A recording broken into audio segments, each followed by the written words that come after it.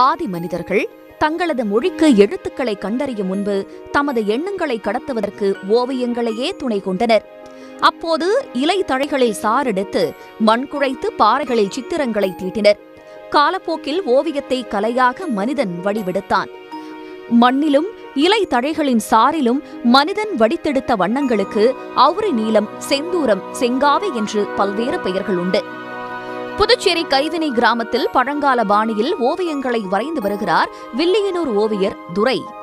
அண்மையில் குடியரசுத் தலைவர் புதுச்சேரிக்கு வந்தபோது அவரை போன்று சிற்பத்தை வடிவமைத்து தந்தவர் துரை. இவர் செங்காவி பாணி பழங்கால ஓவிய முறையினை பின்பற்றி வருகிறார்.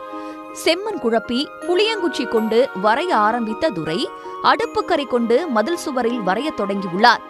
பின்னர் கோயில் விதானங்களில் உள்ள ஓவியங்களைக் கண்டு தீரா காதல் கொண்டுள்ளார்.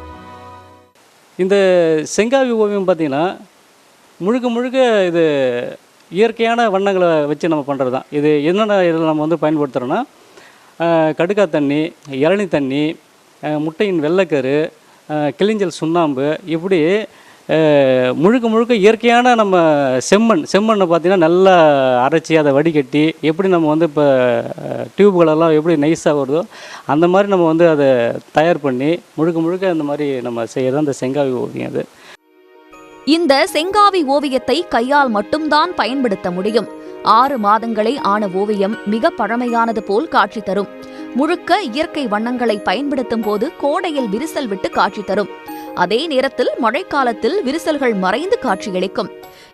எத்தனையோ இப்போ மாடர்ன் ஆர்ட் இருக்குது. இப்போ எவ்வளோ வந்து டியூப் கலரு, ஆயில் கலர், நவீன வண்ணங்களை தான் வந்து பயன்படுத்தி மாணவர்களாகட்டும் ஆர்டிஸ்டுகளாகட்டும் எல்லாம் செய்கிறாங்களே தவிர இந்த செங்காவி ஓவியத்தை வந்து தெரிஞ்சுக்கிறதுக்கு ஆர்வம் கொஞ்சம் எல்லாருமே கொஞ்சம் கம்மியாக தான் இருக்குது. கம்மியாக இருக்குதுன்னா நம்ம இன்னும் கொண்டு போயிட்டு அந்த அளவுக்கு உங்களுக்கு தெரியலையா என்னன்னு தெரியல.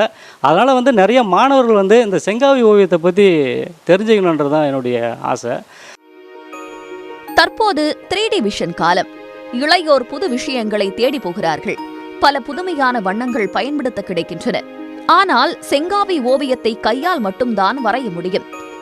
சிறிய அளவில் இருந்து 10 அடி வரை இந்த ஓவியம் வரைய முடியும் என்கிறார் ஓவியர் துரை. நமது பழமையான செங்காவி ஓவியம் அடுத்த தலைமுறைக்கு கொண்டு சென்று பாதுகாக்கப்பட வேண்டும் என்பதே ஓவியர் துரை போன்றோரின் விருப்பமாக உள்ளது. இளையோர் அதற்கு முன்வர வேண்டும் என்பதே அவரது ஆசையுமாகும். சன் செய்திகளுக்காக ஒளிப்பதிவாளர் வெங்கட்டுடன் புதுச்சேரி செய்தியாளர் மகாராஜ பாண்டி. உடனுக்குடன் செய்திகளை தெரிந்து கொள்ள சன் நியூஸ் பெல் ஐகானை கிளிக் பண்ணுங்க.